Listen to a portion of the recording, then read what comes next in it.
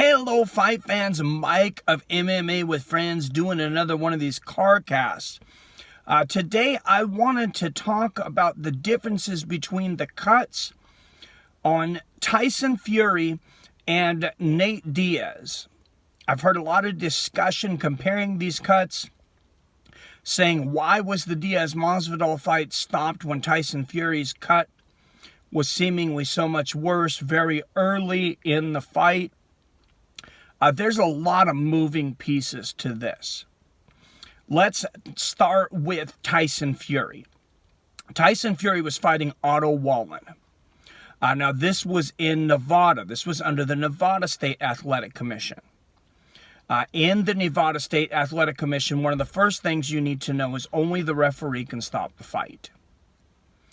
Now, in the issue with Tyson Fury, Otto Wallin cut him open with a punch early, first few minutes of the fight.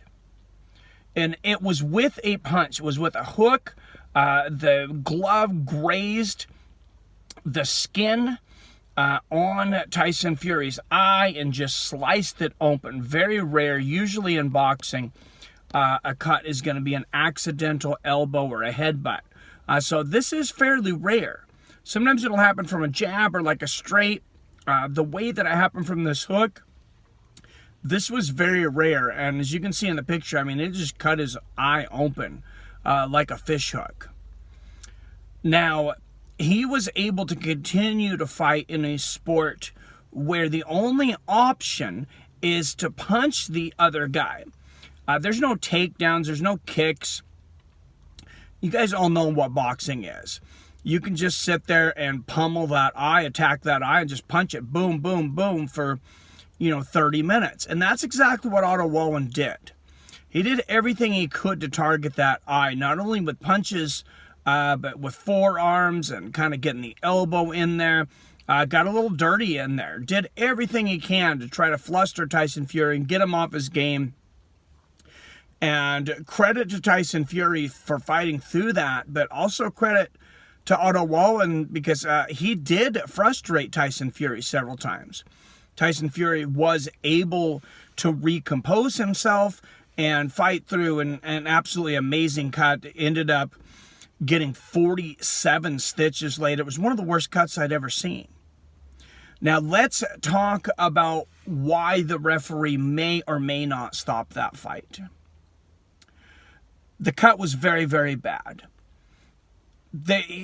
It could have been stopped. If it was stopped in like the 8th or 9th round, I mean, there would be less reason, I believe, to argue over that stoppage than the Diaz Masvidal fight. Was the blood going straight into his eye, which is usually one of the biggest concerns for stopping a fight? It was and it wasn't. It was not all of the blood was going in there, but some of it definitely was. He was basically fighting with one eye for a lot of that fight. So, I mean, the referee gave him a lot of leeway. And, it ended up turning out okay. Tyson Fury gets through it, gets his 47 stitches, but gets the victory and saves, that part of the heavyweight division. Let's talk about what that fight meant and what the referee and the State Athletic Commission might have to do with that. Some of you may know I've talked about this on here before. Teddy Atlas has talked about this on the Joe Rogan Experience.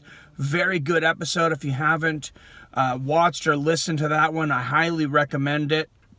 But one of the things that happens in boxing is a boxing team is allowed to take the State Athletic Commission, the judges, the referees, everybody out to dinner the night before a fight and wine and dine them. Basically, literally bribe them. We wouldn't put up with this in any other sport.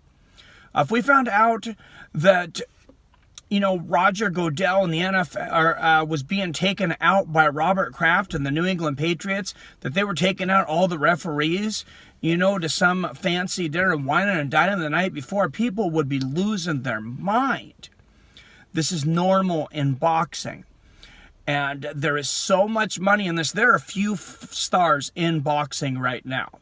I don't have to tell you guys. Some of you have just stopped watching boxing altogether. because the stars are in the UFC. The big fights are in the UFC for the most part. But that heavyweight division is reviving right now. You got four, integral parts to that heavyweight division right now, and arguably any of them are capable of beating the other one at any given time. Let's start out with, you have Anthony Joshua and Andy Ruiz, who will be having their second fight coming up here. Andy Ruiz upset Anthony Joshua, former gold medalist, former heavyweight champion. Anthony Joshua knocked Andy Ruiz down early. Ruiz came back up off the canvas, ends up getting the knockout. They'll have the rematch. Deontay Wilder, of course, got those hammers, and Tyson Fury and him fought to a draw in their first fight, and it was extremely exciting. So a lot of money in that rematch. And everybody was on board that if Tyson Fury got past Otto Walton, and that Deontay Wilder, if he gets past Luis Ortiz later this year, that fight was pretty much sure to happen. And that fight's most likely going to make hundreds of millions of dollars. It's going to be one of the biggest fights in boxing in probably a decade. So a lot riding on that. If that fight stopped, that could really throw a monkey wrench in a lot of things. Now let's go over to New York, where you have Nate Diaz versus Jorge Masvidal, also a very important fight. The president's there. They've made a belt for this fight. UFC 244, it's already considered one of the most important events in the history of the UFC. It's the 500th event. Great card up to that point. A lot of people that probably don't generally order pay-per-views, I believe, ordered that fight or even went to that fight. So this is a big deal. So you get through 3 rounds, and the doctor stops the fight. Now, this is what's different about the New York State Athletic Commission, is that head ringside doctor, he can stop action at any time to look at the fighter if he's concerned about a cut, if he's concerned about any kind of injury of the fighter, just that if he thinks he's concussed, whatever's going on. That head ringside doctor, he runs the show. He runs everything. So he can stop the fight all on his own. Now, are there other doctors that he can converse with or that he does converse with? That much I have not found out yet. And did this doctor converse with anyone else? Not that I know of. And his statement points possibly to the fact that he did not converse with anyone else. Because in his statement, he said, I am a good neurosurgeon. He said, I seen the damage that the fighter was taken, so I took into consideration not only the cut, but the way the fight was going. Now, it would be very hard to argue that Nate Diaz was winning that fight. Jorge Masvidal was piecing him up, and I say that as a big Nate Diaz fan. I mean, he was dominating him. But what do we know about Nate Diaz? Also, he's came back in those last rounds and won a lot of fights. He's an extremely slow starter. He likes these 5-round fights. That was one of the big things. He wanted this to be a 5-round fight because that's where he excels. And then it ends up being stopped in the 3rd. The doctor, let's go to what the doctor said, that the fight was going in Jorge Masvidal's direction. Hard to argue that, but what if he was able to, or what if maybe he even had to converse with other doctors, possibly the referee or other people within the State Athletic Commission, not employed by the UFC, that might have some knowledge that would be helpful to him. Somebody was able to say, hey, you know this cut's bad. Nate Diaz, he's cut every fight, man. He's cut every fight. Why don't we tell this guy, hey, you might want to think about surgery. You might want to think about some things. Let's keep an eye on this. Maybe let it go another round. Because Nate Diaz, he's known to come back in fights. He's known as a slow starter. The 4th and the 5th round are his to win. Those are his go-to. And Jorge Masvidal, maybe he's expended a lot more energy. And Nate Diaz, we all know it, the dude is a cardio fool. I mean, him and his brother have been running triathlons forever. You never really question Nate Diaz's cardio. I don't think that the doctor took a lot of this into consideration. Let's go back for a second, play a little Quentin Tarantino back and forth, back to the Tyson Fury Otto Wallin, where I had talked about the only option in boxing is punching. It's just to continue to punch. Tyson Fury wasn't going to pull off an armbar. He wasn't going to pull off a guillotine choke. We all know, that he wasn't going to be able to,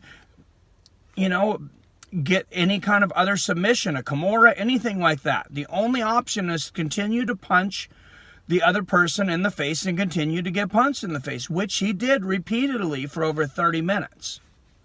In MMA, of course, there's a lot more options. You got takedowns, you have low kicks, you have submissions. Nate Diaz wanted to bring this fight to the ground. He did play around on the ground. Jorge Masvidal actually went into the fire a few times. He was very careful. But that's something, that could have happened. Nate Diaz's jiu-jitsu is some of the best in the UFC.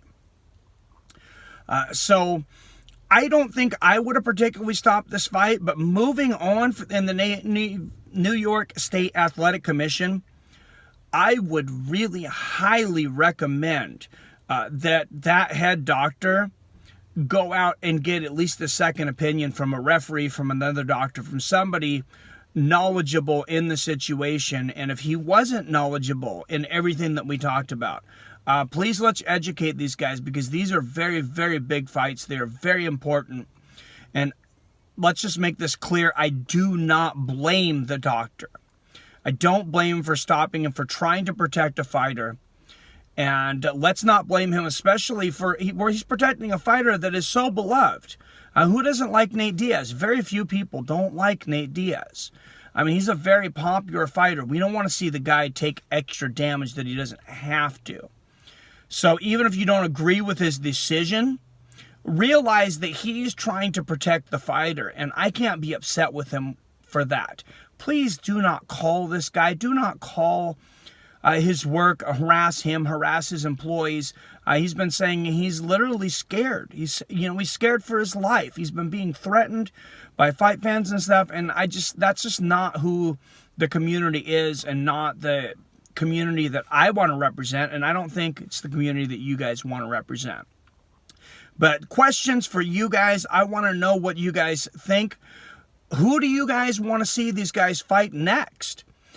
What are your thoughts on the 2 stoppages, and what needs to be done, if anything, with the New York State Athletic Commission? Or would you just pull it completely? Would you just say, hey, this is a brutal sport. There's going to be big cuts like this all the time, all kinds of violent situations that these guys just can't stomach.